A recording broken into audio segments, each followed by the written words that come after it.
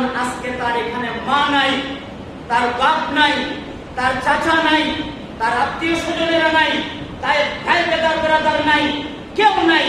আজকে আমি হলাম সব থেকে তার আপন।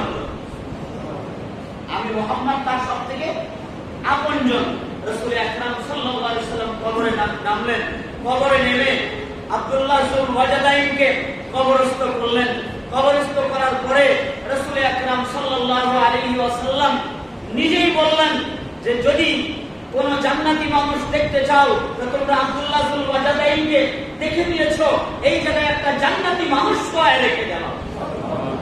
ইনি হলেন আব্দুল্লাহ যুল ওয়াজাদাইন। আমি বলতে চাচ্ছি মূলত কথাটা এই, প্রেম হতে হবে প্রেমের মতো, ভালোবাসা হতে হবে ভালোবাসার মতো। যতই কষ্ট আসুক, যতই দুঃখ আসুক, যতই নির্যাতন আসুক, যতই নিপীড়ন আসুক না কেন, আল্লাহ আল্লাহ রসুলকে কোনোভাবেই ছাড়া যাবে না।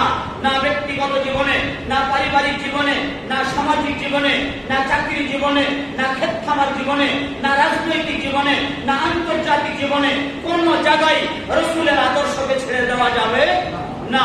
রসুলের আদর্শকে যদি মজবুত করে ধরে রাখা যায় তাহলে সফলতা অবধারিত।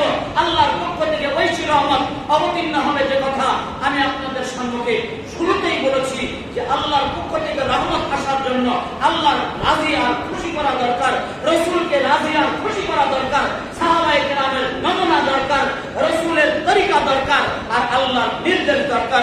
এই মোতাবেক যদি জীবনের গাড়িকে পরিচালনা করতে পারি তো মধ্যে দেরি কবরটা জান্নাতের বাগিচা।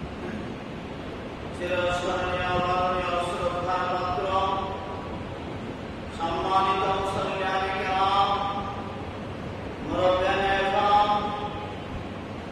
বুজুর্গানে দ্বীন, বয়োজ্যেষ্ঠ বয়োকনিষ্ঠ ও সমবয়সী ভাইরা, মহান আল্লাহ পাক পরওয়ারদিগারে আলমের দরবারে শত সহস্র কোটি শুকরিয়া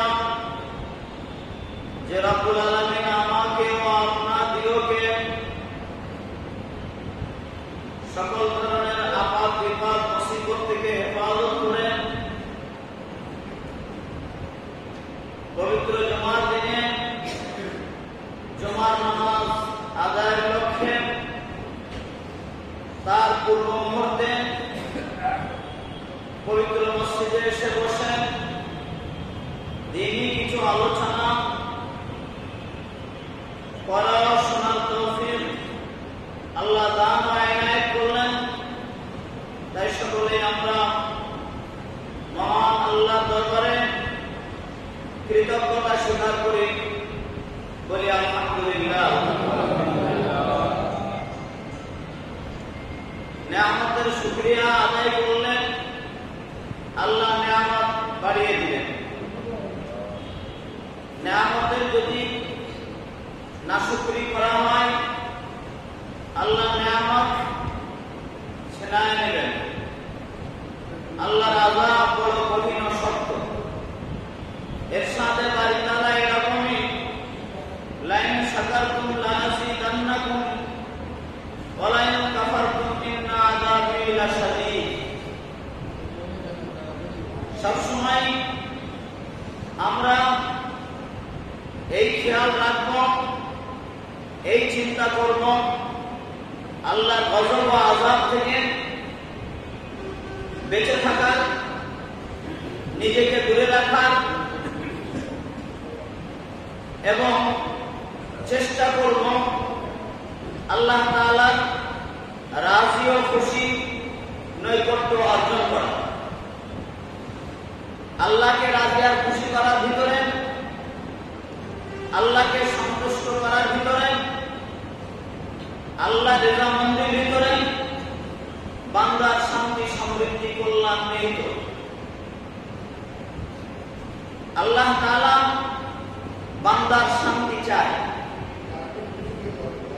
শান্তি দিতে চায়। আল্লাহ তাআলা বান্দার পরে রহমত পাঠায়। কিন্তু অনেক সময় আমাদের কৃতকর্মের কারণে, আমাদের আচার আচরণের কারণে, আমাদের চলাফেরার কারণে আমাদের গতিবিধির কারণে, আমাদের ব্যবহারের কারণে ওই রহমত থাকে না, গজবে পরিণত হয়। এই জন্য আমাদের চলাফেরা, উঠা বসা, লেনদেন, খাওয়া দাওয়া, চাকরি বাকরি, ক্ষেত খামার, ব্যবসা বাণিজ্য সব হতে হবে আকায়ে নামদার কায়দায়ে মদিনা মুহাম্মদুর রাসূলুল্লাহ সাল্লাল্লাহু আলাইহি ওয়াসাল্লামের তরিকা মোতাবেক। তার ভিতরেই আল্লাহ তাআলা রাজি আর খুশি হয়ে যাবে। হুকুম আল্লাহর, তরিকা রাসূলের, নমুনা সাহাবা, সেইটাই হবে আল্লাহর দরবারে গ্রহণযোগ্য। তাছাড়া দেখতে যতই সুন্দর দেখা যাক, মানুষ যতই গদগদ হোক, মানুষের কাছে যতই প্রিয় হোক, যদি আল্লাহর হুকুম না থাকে, রাসূলের তরিকা না থাকে, সাহাবায়ে কেরাম যদি নমুনা হিসাবে ওটা পেশ না করে থাকেন, তাহলে ওটা আল্লাহর দরবারে কোনোভাবেই গ্রহণযোগ্য হবে না। আল্লাহর দরবারে গ্রহণযোগ্য হতে হলে অন্তরের অন্তঃস্থল থেকে রাসূল আকরাম সাল্লাল্লাহু আলাইহি ওয়াসাল্লামকে ভালোবেসে সাহাবাদের নমুনায় আল্লাহকে রাজি আর খুশি করার জন্য ওই কাজ করতে হবে। কাজ যতই ছোট হোক না কেন, আল্লাহর দরবারে ওই কাজের মূল্য অনেক অনেক গুণ বেশি, অনেক অনেক গুণ দামি। দেখতে ছোট জায়গা গেলে হবে কি, কিন্তু কাজটি বড় মহান। রাসূল আকরাম সাল্লাল্লাহু আলাইহি ওয়াসাল্লামের সাহাবা সবসময় রাসূলের দিকে চাতকের মতো চেয়ে থাকতেন। রাসূলের চেহারার দিকে তাকিয়ে থাকতেন, মুখের দিকে তাকিয়ে থাকতেন। কি বাণী উচ্চারিত হয়, কি কথা প্রকাশ পায়, আমার থেকে যদি কথাটা ছুটে যায় তাহলে আমি তো বঞ্চিত হয়ে গেলাম। এই জন্য এমন ভাবে সাহাবায়ে কেরাম রাসূলের দিকে তাকায় থাকতেন এবং এমন নীরবতা এবং নির্জনতা, বিশেষ করে এমন নীরব থাকতেন যে মাথায় যেমন একটা গরু যদি শুয়ে থাকে তো তার মাথায় একটা পাখি বসে থাকলে যেরকম পাখি মনে করতে পারে না যে আমি গরুর মাথায় আছি, মনে করে কোনো ডালে আছে। গরুও মাথা নাড়াচাড়া করে না। ওরকম সাহাবায়ে কেরাম এরকম নীরব থাকতেন, এত ইতমিনান থাকতেন এবং এত স্থির থাকতেন যে মাথায় যদি কোনো পাখি বসতো তো পাখি মনে করতো যে আমি মানুষের মাথায় বসি নাই, আমি একটা ডাল বা অন্য কোনো পদার্থের উপরে বসে আছি। সাহাবায়ে কেরামের একাগ্রতা এমন ছিল। কিন্তু আমাদের ভিতরে অস্থিরতাটা বেশি, স্থিরতা কম। তাই রাসূল আকরাম সাল্লাল্লাহু আলাইহি ওয়াসাল্লাম ইরশাদ করেন, আল উজলাতু মিনাশ শাইতান, অস্থিরতা আসে শয়তানের পক্ষ থেকে। ওয়াল ইতমিনানু মিনাল্লাহ, আর স্থিরতা ইতমিনান আসে আল্লাহর পক্ষ থেকে। তাহলে বোঝা গেল আমাদের স্থির থাকতে হবে, ইতমিনান থাকতে হবে, কারণ এটা আসে আল্লাহর পক্ষ থেকে। অস্থির হওয়া যাবে না, বিচলিত হওয়া যাবে না, রাগান্বিত হওয়া যাবে না, কারণ এটা আসে শয়তানের পক্ষ থেকে। তো শয়তানের পক্ষ থেকে যেটা আসে সেটাকে বর্জন করতে হবে, আল্লাহর পক্ষ থেকে যেটা আসে ওটাকে অর্জন করতে হবে। এটাই হবে মুমিনের কাজ। রাসূল আকরাম সাল্লাল্লাহু আলাইহি ওয়াসাল্লাম মক্কায় নির্যাতিত হতে লাগলেন। নিপীড়িত হতে লাগলেন এবং রাসূল অনুসারীরা পূর্বের কথার জের ধরে রাসূল অনুসারীরা নিগৃহীত হতে লাগলেন, নির্যাতিত হতে লাগলেন, নিপীড়িত হতে লাগলেন, মার খেতে লাগলেন, বঞ্চিত হতে লাগলেন। কিন্তু যারা নির্যাতনকারী তারা শক্তিশালী, আর যারা নিপীড়িত তারা হলো দুর্বল। রাসূল আকরাম সাল্লাল্লাহু আলাইহি ওয়াসাল্লামকে ছাড়তে পারছেন না, কারণ এমন মায়া জালে, এমন মমতার জালে, এমন মহব্বতের জালে তাদের অন্তরটা বাধা পড়ে গিয়েছে যে মার খাওয়া সম্ভব, রাসূল ছাড়া সম্ভব না। মার খাওয়া সম্ভব, আল্লাহ ছাড়া সম্ভব না। নির্যাতিত হওয়া সম্ভব, কুরআন ছাড়া সম্ভব না। নিপীড়িত হওয়া সম্ভব, কিন্তু সুন্নাত ছাড়া সম্ভব না। মার খেতে পারি, নির্যাতিত হতে পারি, নিপীড়িত হতে পারি, বাড়িঘর ছাড়তে পারি, অর্থ সম্পদ ছাড়তে পারি, জমি জায়গা ছাড়তে পারি, ল্যান্ড প্রপার্টি ছাড়তে পারি, দেশও ত্যাগ করতে পারি, কিন্তু আল্লাহ আল্লাহ রাসূলকে ত্যাগ করতে পারি। এই হলেন সাহাবায়ে কেরাম রিজওয়ানুল্লাহি তাআলা আলাইহিম আজমাইন। রাসূল তার জীবন দশায় 3 বার হিজরত হয়েছে। যখন মানুষ মক্কাবাসীর হাতে নির্মম অত্যাচার হতে লাগলো, তো রাসূলের কাছে পরামর্শ নিতে আসলেন কিছু সাহাবায়ে কেরাম যে হুজুর কি করব, না হয় আমরা মক্কা ছেড়ে দেই। কিন্তু রাসূল মক্কা ছাড়ার নির্দেশ এখনো আল্লাহর পক্ষ থেকে আসে নাই। গুরুত্ব সহকারে শুনতে হবে, রাসূল মক্কা ছাড়ার নির্দেশ এখনো আল্লাহর পক্ষ থেকে আসে নাই। রাসূল চালিয়ে যাচ্ছেন লা ইলাহা ইল্লাল্লাহ মুহাম্মাদুর রাসূলুল্লাহ তুফলিহু, তোমরা লা ইলাহা ইল্লাল্লাহ পড়ো, আমাকে রাসূল বলে মেনে নাও, কামিয়াব হয়ে যাবে, সফল কাজ হবে।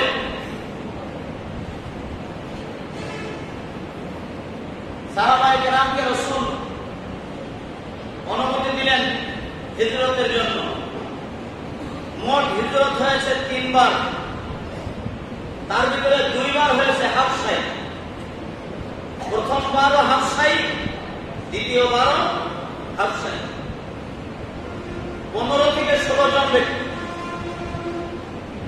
হাবশায় কি করেছেন? হিজরত করেছেন। আর শেষ হিজরত আল্লাহর পক্ষ থেকে রাসূল আকরাম সাল্লাল্লাহু আলাইহি ওয়াসাল্লাম করলেন। কিন্তু রাসূল এই 2 গ্রুপের সাথে কোন সময় হিজরত করে হাবশায় যান। খেয়াল রাখবেন যে রাসূল আবার এই গ্রুপের সাথে ছিলেন কিনা। না, রাসূল ছিলেন না, শুধু সাহাবায়ে কেরাম ছিলেন। 2 বার হাবশায় হিজরত করেছেন। রাসূলের হিজরতের আগে সাহাবায়ে কেরাম আরো 2 বার হিজরত করেছেন হাবশায়। 15 থেকে 16 জনের কাফেলা। রাসূল সাল্লাল্লাহু আলাইহি ওয়াসাল্লাম সিদ্দিক আকবর রাদিয়াল্লাহু তাআলা আনহুকে বললেন, আবু বকর, মনে হয় আর মক্কায় থাকা যাবে না। যেভাবে নির্মম অত্যাচার শুরু হয়েছে, নির্যাতন শুরু হয়েছে, জুলুম শুরু হয়েছে, অত্যাচার শুরু হয়েছে, আমি সহ এবং আমার লোকজনদেরকে যেরকম ভাবে নির্যাতন করছে, এই নিষ্ঠুরতা আর এই নির্মমতা, এই নির্যাতন হয়তো আর বেশি দিন সহ্য করা সম্ভব হবে না। এই মক্কা ছাড়া লাগবে। রাসূল আকরাম সাল্লাল্লাহু আলাইহি ওয়াসাল্লামের এই কথাটা আবু বকর সিদ্দিক রাদিয়াল্লাহু তাআলা রূপে নিলেন যে যদি রাসূল হিজরত করেন তো নিশ্চয়ই আমার সাথে বলার কারণ হলো এই রাসূল আমাকে সফর সঙ্গী বানান। সুবহানাল্লাহি ওয়া বিহামদিহি সুবহানাল্লাহিল আযীম। কারণ সমস্ত সাহাবায়ে কেরামের ভিতরে রাসূল আকরাম সাল্লাল্লাহু আলাইহি ওয়াসাল্লাম সবথেকে বেশি ভালোবাসতেন হযরত আবু বকর সিদ্দিক রাদিয়াল্লাহু তাআলা। আবু বকর সিদ্দিক রাদিয়াল্লাহু তাআলা যুবকদের ভিতরে সর্বপ্রথম ব্যক্তি যিনি ইসলাম গ্রহণ করেছেন। বাচ্চাদের ভিতরে হযরত আলী মুর্তজা রাদিয়াল্লাহু তাআলা ইসলাম গ্রহণ করেছেন। মহিলাদের ভিতরে হযরত খাদিজা কুবরা রাদিয়াল্লাহু তাআলা আনহা ইসলাম গ্রহণ করেছেন প্রথম। তো আকবর এমনি হয় নাই, নাম তো সিদ্দিক, সিদ্দিক আকবর। কারণ রাসূল আকরাম সাল্লাল্লাহু আলাইহি ওয়াসাল্লাম ডিগ্রি দিয়েছেন আবু বকরকে সিদ্দিক বলে। কোন দিন জানেন? যেদিন রাসূল আকরাম সাল্লাল্লাহু আলাইহি ওয়াসাল্লাম মেরাজে গেলেন। মেরাজ থেকে আসার পরে রাসূল যখন মেরাজের বর্ণনা দিলেন, তখন মক্কাবাসী বলল যে হালকা পাতলা পাগল ছিল মুহাম্মদ, আর এখন একেবারে টপ টু বটম ফুল পাগল। ফুল পাগল ছাড়া এ কথা এখন কেউ বলতে পারে না যে সে উম্মে হানির ঘর থেকে মসজিদে আকসায় গেছেন, মসজিদে আকসায় যাইয়া 2 রাকাত নামাজ আদায় করছেন। 2 রাকাত নামাজ আদায় করার পরে ওখান থেকে বুরাকে করে প্রথম আসমান, দ্বিতীয় আসমান, তৃতীয় আসমান, চতুর্থ আসমান, পঞ্চম আসমান, ষষ্ঠম আসমান, সপ্তম আসমান, সিদরাতুল মুনতাহা, রফরফ, আল্লাহর আরশ পর্যন্ত যাইয়া আল্লাহর সাথে কথাবার্তা বলে আবার উনি এই একই রাতের ভিতরে ফিরে এসে মসজিদে নামাজ আদায় করেন। এর মতো পাগলামি তো আর হতে পারে না। তাহলে মুহাম্মাদের মাথা আর ঠিক নাই, যাক বাঁচা গেল। মক্কাবাসী কি বলছে? যাক বাঁচা গেল, তার শেষ। মুহাম্মাদের মাথা আর ঠিক নাই। কিন্তু হ্যাঁ, তাদের ভিতরে একজন জ্ঞানী, যোগ্য, দক্ষ, বিজ্ঞ এবং জগৎ সম্বন্ধে চৌকাশ, চতুর, চালাক একজন ব্যক্তি আছে। তার নাম হলো আবু বকর। আমরা সকলে আবু বকরের কাছে গিয়ে বলি যে জানো তোমার বন্ধু, তোমার রাসূল মুহাম্মদ আজ কি বলেছেন? সিদ্দিক আকবর রাদিয়াল্লাহু তাআলা বললেন যে না তো, আমি জানি না তো। তা বলছে যে মুহাম্মদ বলছে যে এই রাত্রে উম্মে হানির ঘর থেকে, অর্থাৎ কাবা চত্বরে, এখন কাবার ভিতরে এখন সে জায়গাটা অবস্থিত, উম্মে হানির ঘর থেকে একেবারে 7 ভাগ করে, কোনো দরজা দিয়ে না, 7 ভাগ করে। আসলে কি এটা সম্ভব না সম্ভব? সম্ভব। বলেন কি সম্ভব? এখন রিমোটে 7 খোলে না, রিমোট দেয়, রিমোট দিয়ে বিরাট এই যে 6 ইঞ্চি 7 ইঞ্চি থিকনেস অঙ্কের ঢালাই, এই ঢালাইয়ের 7 রিমোটে খুলছে না। তো যদি নাকি একটা রিমোটের এই ক্ষমতা হয় যে 7 খুলে দেবে, আকায়ে নামদার তাইদের মদিনা মুহাম্মদুর রাসূলুল্লাহ সাল্লাল্লাহু আলাইহি ওয়াসাল্লামের জন্য জিবরাইলের ইশারায় আল্লাহর হুকুমে কেন 7 খুলতে হবে? কেন 7 খুলতে হবে? 7 খুলে রাসূল সাল্লাল্লাহু আলাইহি ওয়াসাল্লাম রওনা করলেন, মসজিদে আকসায় গেলেন। সুবহানাল্লাযী আসরা বিআবদিহি লাইলান মিনাল মাসজিদিল হারাম ইলাল মাসজিদিল আকসা। মসজিদে হারাম থেকে মসজিদে আকসায় গেলেন, 2 রাকাত নামাজ আদায় করলেন। ইমামতের দায়িত্ব মুহাম্মদুর রাসূলুল্লাহ সাল্লাল্লাহু আলাইহি ওয়াসাল্লাম করলেন। শুনে খুশি হবেন, আল্লাহ পাক পরওয়ারদিগার আলম আবুল বাশার আদম আলাইহিস সালাম থেকে নিয়ে ঈসা রূহুল্লাহ পর্যন্ত যত নবী ও রাসূল পাঠিয়েছেন, সমস্ত নবী ও রাসূলকে আল্লাহ পাক রব্বুল ইজ্জত মসজিদে আকসায় পাঠিয়েছেন। মসজিদে আকসায় পাঠিয়েছেন। সবাই কাতারবদ্ধ হয়ে দাঁড়িয়ে গেছে। কে ইমামতি করবেন? কেউ কেউ ধারণা করছেন যে আবুল বাশার হয়তো আদম আলাইহিস সালাম করবে, কেউ বলছেন জাতির পিতা মিল্লাতের পিতা ইব্রাহিম আলাইহিস সালাম করবেন। এক একজন এক এক রকম মন্তব্য করছেন। কিন্তু জিবরিল আমিন আসলেন, এসে বললেন এই রাসূলগণ এবং এই নবীগণের ইমামতি, নবীদের নবী রাসূলদের রাসূল মুহাম্মদুর রাসূলুল্লাহ সাল্লাল্লাহু আলাইহি ওয়াসাল্লাম রাসূল ইমামতির দায়িত্ব পালন করলেন। তাই ওনাকে বলা হয় ইমামুল আম্বিয়া ওয়াল মুরসালিন। উনি নবী এবং রাসূলদের ইমাম। বলবেন না সুবহানাল্লাহ? উনি নবী এবং রাসূলদের ইমাম। বলছে যে এ তো ঘটেছে উপরন্ত ওখান থেকে গোরাকে করে প্রথম আসমানে গেছে, দ্বিতীয় আসমানে গেছে, তৃতীয় আসমানে গেছে, চতুর্থ আসমানে গেছে, পঞ্চম আসমানে গেছে, ষষ্ঠম আসমানে গেছে, সপ্তম আসমানে গেছে, সিদরাতুল মুনতাহা পর্যন্ত যে জিবরিল বলেছে আগার এক সারে নয় বর্তার পরম ফরুগে তাজাল্লি বসজাত পরম, আমার সীমাবদ্ধতা এই পর্যন্ত, আর সামনে আমি এক চুল সমপরিমাণ অগ্রসর হতে পারবো না।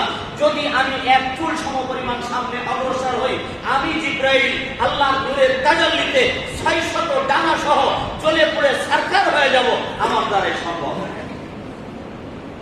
আল্লাহ রব পাঠিয়ে দিলেন। আমি মূলত ওইদিকে যেতে চাচ্ছিলাম, আমার ওইদিকে উদ্দেশ্য না। রব বাহন, এই বাহনে করে আরশে গেলেন।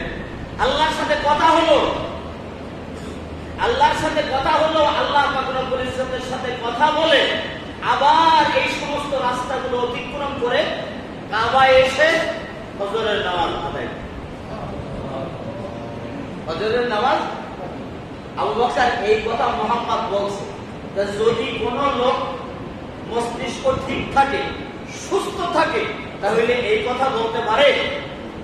আবু বকর সিদ্দিক রাদিয়াল্লাহু তাআলা বললেন, ও মক্কাবাসী শুনে রাখো, এর থেকে যদি আরো বেশি বড় কোন বর্ণনা মুহাম্মদ দিয়ে থাকে তো আমি বলবো মুহাম্মদ যা বলেছে সত্য বলেছে। মুহাম্মদ যা বলেছে সত্য বলেছে। এই কথা রাসূলের কানে যাওয়ার সঙ্গে সঙ্গে রাসূল আকরাম সাল্লাল্লাহু আলাইহি ওয়াসাল্লাম ডিগ্রি দিয়ে দিলেন, আবু বকর আজ থেকে শুধু আবু বকর নয়, আবু বকরের নামের সাথে আমি একটা ডিগ্রি দিয়ে দিলাম, সিদ্দিক। অর্থাৎ সর্বপ্রথম মেরাজের সত্যায়িত করেছেন সিদ্দিক আকবর রাদিয়াল্লাহু তাআলা। তাই সিদ্দিক, তাই উনি সিদ্দিক।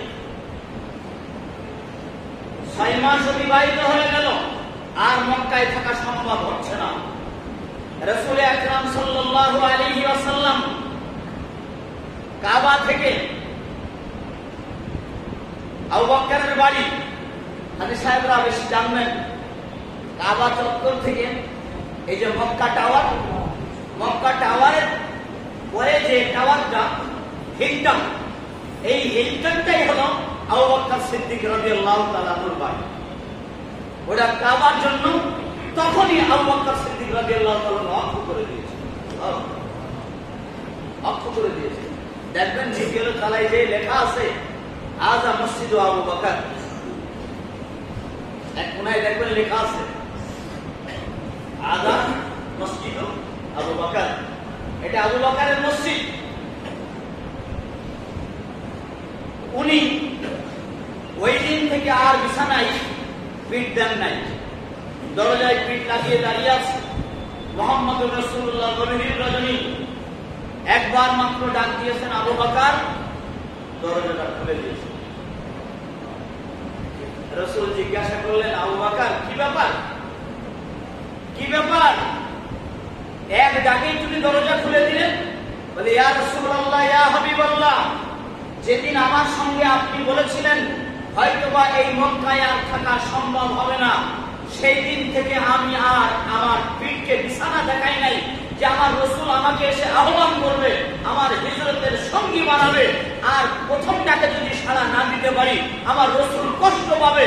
তাই আমি আর সেই দিন থেকে আমার পিঠকে বিছানা দেখাই নাই, আমি দরজায় পিঠ লাগিয়ে দাঁড়িয়ে থাকি যে কোন সময় রাসূলের ডাকবে। রাসূল সঙ্গে নিলেন, নিয়ে যখন জাবালে সুর জাবালে সুরে গেলেন, তখন রাত প্রায় শেষ হয়ে যাওয়ার মতো। উনি বলছেন এই মুহূর্তে আর অতিক্রম করা সম্ভব নয়, সামনে অগ্রসর হওয়া সম্ভব নয়। এই জাবালে সুর বিরাট ভয়াবহ জায়গা, সাপের খুব আধিক্য এই জাবালে সুরে।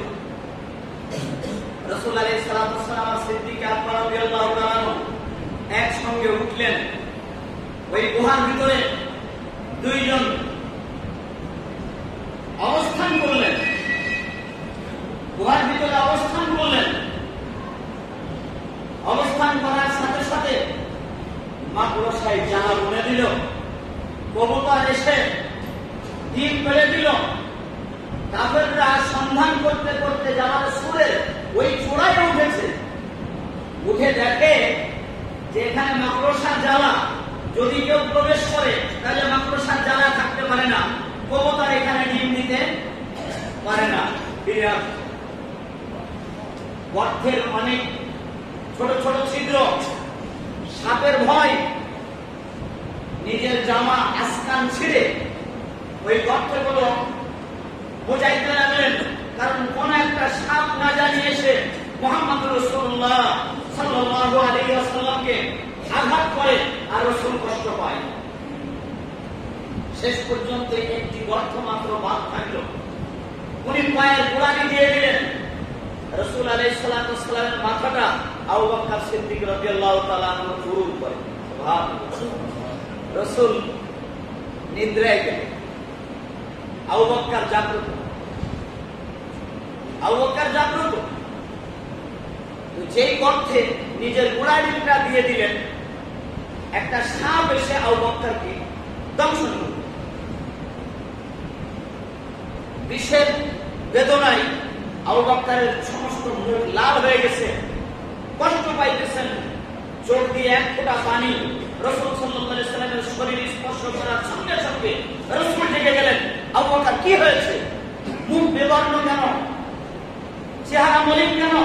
বলি ইয়া রাসূলুল্লাহ, এখানে সাপের অনেক আধিক্য, এটা আমাদের পূর্বপুরুষ থেকে জানা, এই জন্য আমি ভয় পাইতেছিলাম। আমার জামাটা ছিঁড়ে সমস্ত গর্ত বন্ধ করতে পেরেছি।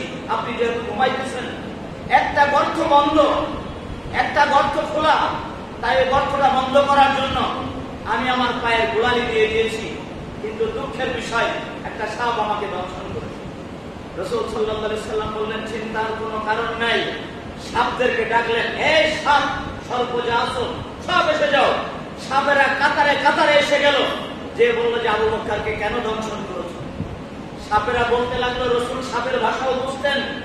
সাপেরা বলতে লাগলো, ইয়া রাসূলুল্লাহ, ইয়া হাবিবাল্লাহ, পূর্বপুরুষ থেকে ধারাবাহিকতার সাথে বংশক্রমে আমরা শুনে আসছি আপনি হিজরত করবেন এবং হিজরতের সময় আপনি এই জাবালে সুরে কিছুক্ষণ অবস্থান করবেন।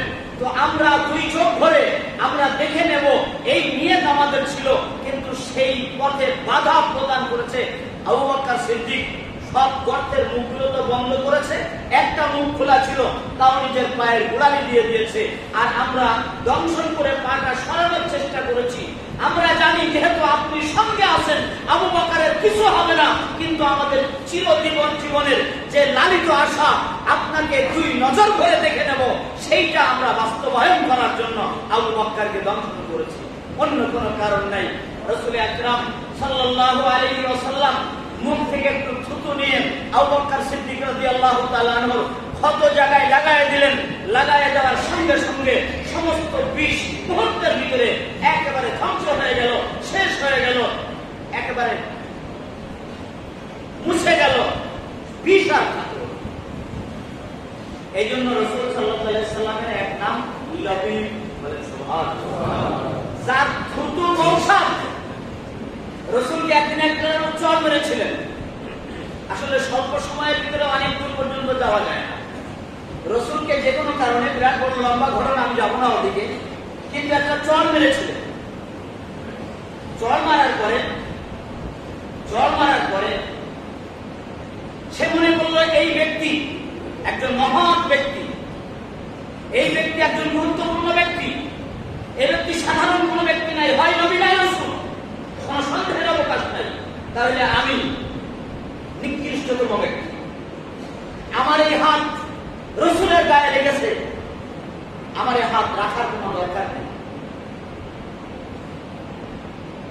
তখন সে নিজের এই ডান হাতটাকে কবজির থেকে কেটে দেওয়ার পরে অবশিষ্ট অংশ বাম হাত দিয়ে ধরে ফাতেমার বাড়িতে আসে। দুই হাত দিয়ে রক্ত ঝরছে। ফাতেমা ভয়তে দেখে পিছিয়ে এসেছে। আব্বাজান, হে আব্বা, আমার দরজায় এমন একজন ব্যক্তি যার একটা হাত কবজির থেকে কাটা, অবশিষ্ট অংশটা বাম হাত দিয়ে ধরা, আর দুই হাত দিয়ে রক্ত পড়ছে। রাসূল তাড়াতাড়ি গেলেন, যে বললেন, কি ব্যাপার, আপনি কেন এসেছেন? বলে, ইয়া রাসূলুল্লাহ, ইয়া হাবিবাল্লাহ, আপনি নিশ্চয়ই রাসূল, সন্দেহের অবকাশ নাই। আপনার গায়ে আমি আঘাত করেছি এই হাত দিয়ে, তাই এই হাতখানা আমি কর্তন করে আপনার কাছে এসেছি ক্ষমা চাওয়ার জন্য। আপনি আমাকে মাফ করে দেন, আপনি আমাকে মাফ করে দেন। রাসূল আকরাম সাল্লাল্লাহু আলাইহি ওয়াসাল্লাম বললেন, ক্ষমা পরে হবে, আগে হাত দাও। রাসূল ওই হাতখানা নিজের হাতে নিলেন, নেওয়ার পরে মুখে থুতু দিয়ে অবশিষ্ট অংশের সাথে লাগিয়ে দিলেন।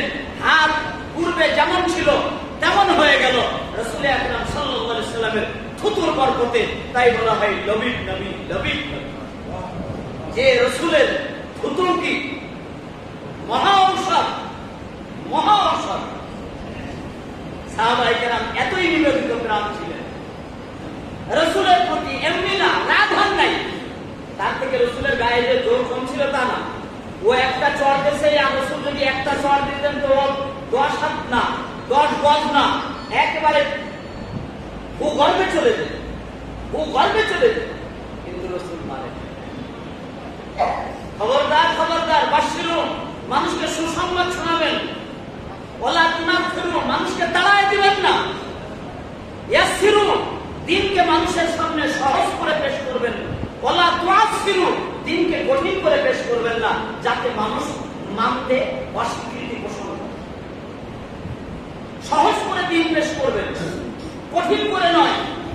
মানুষকে আদর করে, ভালো করে কাছে ডাকবেন, তাড়িয়ে দিবেন না।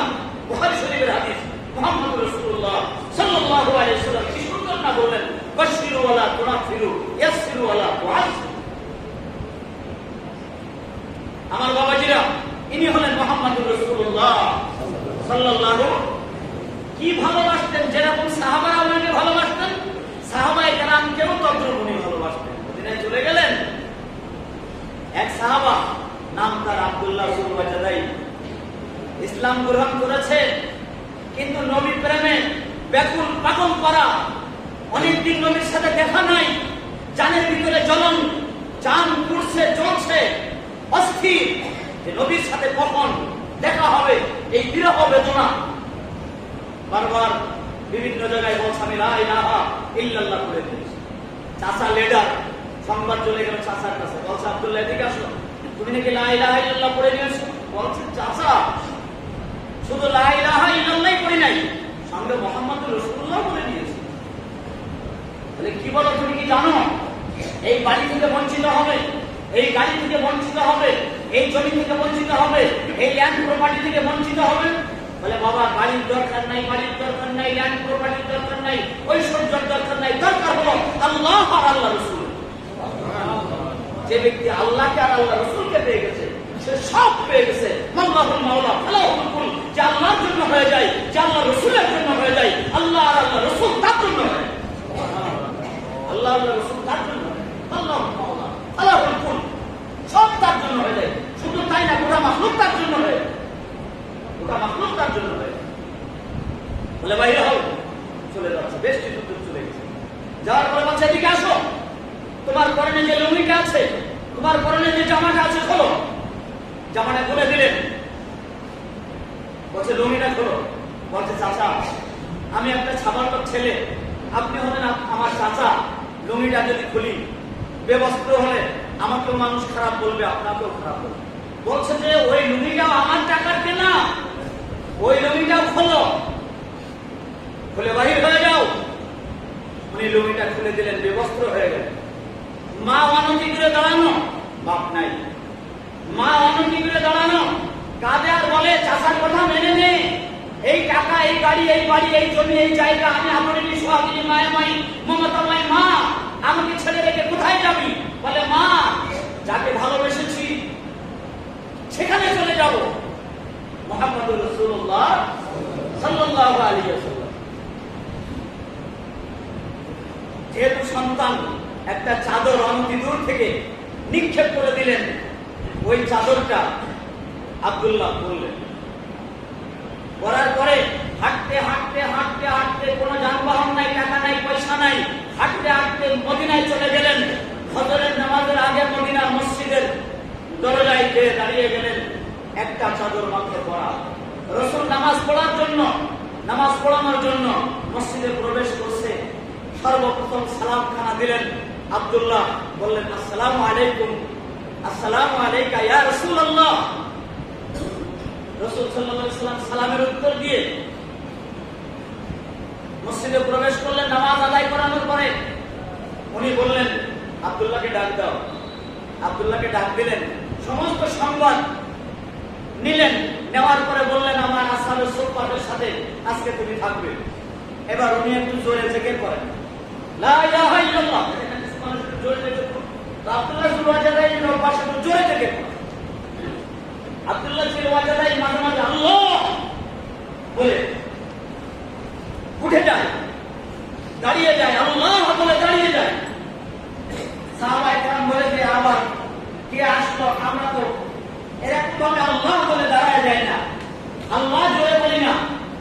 আব্দুল্লাহ যুল ওয়াজাদাই বলে রাসূলের কাছে জিজ্ঞাসা করলেন, ইয়া রাসূলুল্লাহ, এই আব্দুল্লাহ যুল ওয়াজাদাই জোরে জোরে আল্লাহ বলে যে ওকে জোরেই বলতে দাও, কারণ ও যত কষ্ট করে, ও যত মেহনত করে, ও যত চেষ্টা করে, ও যত ত্যাগের বিনিময়ে, ও যত তিতিক্ষার বিনিময়ে আমার কাছে এসেছে, আল্লাহকে ভালোবাসে, রাসূলকে ভালোবাসে, এর নজির বিরল, এর কোনো নজির নাই, এর কোনো দৃষ্টান্ত নাই। ও যেভাবে বলে সেভাবে তাকে বলতে। রাসূল একবার ভ্রমণ করছেন, সফরে যাবেন, বলছে রাসূল আমাকে একটু নিয়ে যাবেন, রাসূল আমাকে একটু নিয়ে যাবেন। বলে হ্যাঁ, এই সফর সঙ্গে তুমি, তোমাকে নিয়ে যাবো। আব্দুল্লাহকে নিয়ে রাসূল সাল্লাল্লাহু আলাইহি ওয়াসাল্লাম সফরে গেলেন। সফরে যে রাসূল কালিমার কাজে, দাওয়াতের কাজে ব্যস্ত। আব্দুল্লাহ জ্বর আসলো, বিরাট জ্বর। আব্দুল্লাহ বিরাট জ্বর। অন্যান্য সঙ্গীরা রাসূলকে সংবাদ দিলেন, ইয়া রাসূলুল্লাহ, আব্দুল্লাহর গায়ে তো বিরাট জ্বর। রাসূল আসলেন, এসে মাথায় হাত দিলেন, মাথায় হাত দিলেন, দিয়ে দেখে যে বিরাট জ্বর, বিরাট জ্বর। রাসূল সাল্লাল্লাহু আলাইহি ওয়াসাল্লামের দিকে তাকিয়ে বলছে, আশহাদু আল্লা ইলাহা ইল্লাল্লাহ মুহাম্মাদুর রাসূলুল্লাহ, আনতা রাসূলুল্লাহ। এই বলছে, দুই চোখ দিয়ে অঝরে অস্ত্র ঝরছে। পড়তে পড়তে রাসূলের হাতেই আব্দুল্লাহ যুল ওয়াজাদাইন ইন্তেকাল করলেন। ইন্না লিল্লাহি ওয়া ইন্না ইলাইহি রাজিউন। রাসূল আকরাম সাল্লাল্লাহু আলাইহি ওয়াসাল্লাম বললেন, ধোয়াও। তাকে ধোয়ানো হলো। কাফনের কোনো ব্যবস্থা নাই, বলে কাফনের ব্যবস্থা আমার কাছে আছে। কাফন যখন দেওয়া হবে, বলল হুজুর কাফন কই? রাসূল সাল্লাল্লাহু আলাইহি ওয়াসাল্লাম নিজের চাদর মুবারকটা দিয়ে দিলেন, যে আমার চাদর দিয়ে আব্দুল্লাহ কাফন বানায়। তাহলে চাদর পেলেন কয়টা? দুইটা। একটা মায়ের কাছ থেকে, আর একটা কার কাছ থেকে? রাসূলের কাছ থেকে। এবার রাসূলের ওই চাদর দিয়ে, তাই তাকে যুল ওয়াজাদাইন বলা হয়, এর একটা ব্যাখ্যা। আবার ওনার একটু আন্তর্জাতিক হাতের হারে অন্যের দিকে হাত লম্বা ছিল, তাই ওনাকে যুল ওয়াজাদাইন বলা হয়। অনেক ব্যাখ্যায় লেখা আছে। বললেন যে আব্দুল্লাহ যুল ওয়াজাদাইনের জানাজা আমি রাসূল পড়াবো। এর থেকে বড় মুসিবত কিছু হতে পারে? রাসূলের চাদর যার কাফন হয়, রাসূলের চাদর যার কাফন হয়, আর রাসূল যার জানাজার নামাজ পড়ায়, তার মতো বড় ভাগ্যওয়ালা আর কেউ হতে পারে? কবরে নামানো হবে। রাসূল বললেন, কবরে কেউ নামবে না, কারণ আজকে তার এখানে মা নাই, তার বাপ নাই, তার চাচা নাই, তার আত্মীয় স্বজনেরা নাই, তার ভাই বেদার নাই, কেউ নাই। আজকে আমি হলাম সব থেকে তার আপন। আমি মুহাম্মদ তার সব থেকে আপনজন। রাসূল আকরাম সাল্লাল্লাহু আলাইহি ওয়াসাল্লাম কবরে নামলেন। কবরে নেমে আব্দুল্লাহ যুল ওয়াজাদাইনকে কবরস্থ করলেন। কবরস্থ করার পরে রাসূল আকরাম সাল্লাল্লাহু আলাইহি ওয়াসাল্লাম নিজেই বললেন যে যদি কোন জান্নাতি মানুষ দেখতে চাও তো তোমরা আব্দুল্লাহ যুল ওয়াজাদাইনকে দেখে নিয়েছো, এই জায়গায় একটা জান্নাতি মানুষ শোয়ায় রেখে দাও। ইনি হলেন আব্দুল্লাহ যুল ওয়াজাদাইন। আমি বলতে চাচ্ছি মূলত কথাটা এই, প্রেম হতে হবে প্রেমের মতো, ভালোবাসা হতে হবে ভালোবাসার মতো। যতই কষ্ট আসুক, যতই দুঃখ আসুক, যতই নির্যাতন আসুক, যতই নিপীড়ন আসুক না কেন, আল্লাহ আল্লাহ রসুলকে কোনোভাবেই ছাড়া যাবে না। না ব্যক্তিগত জীবনে, না পারিবারিক জীবনে, না সামাজিক জীবনে, না চাকরি জীবনে, না ক্ষেত খামার জীবনে, না রাজনৈতিক জীবনে, না আন্তর্জাতিক জীবনে কোন জায়গায় রসুলের আদর্শকে ছেড়ে দেওয়া যাবে না। রসুলের আদর্শকে যদি মজবুত করে ধরে রাখা যায় তাহলে সফলতা অবধারিত। আল্লাহর পক্ষ থেকে ঐশী রহমত অবতীর্ণ হবে। যে কথা আমি আপনাদের সম্মুখে শুরুতেই বলেছি যে আল্লাহর পক্ষ থেকে রহমত আসার জন্য আল্লাহর রাজি আর খুশি করা দরকার, রসুলকে রাজি আর খুশি করা দরকার, সাহাবায়ে কেরামের নমুনা দরকার, রসুলের তরিকা দরকার, আর আল্লাহর নির্দেশ দরকার। এই মোতাবেক যদি জীবনের গাড়িকে পরিচালনা করতে পারি তো মরতে দেরি, কবরটা জান্নাতের বাগিচা হতে দেরি হবে না। আল্লাহ তাআলা কথাগুলোর পরে আমাদের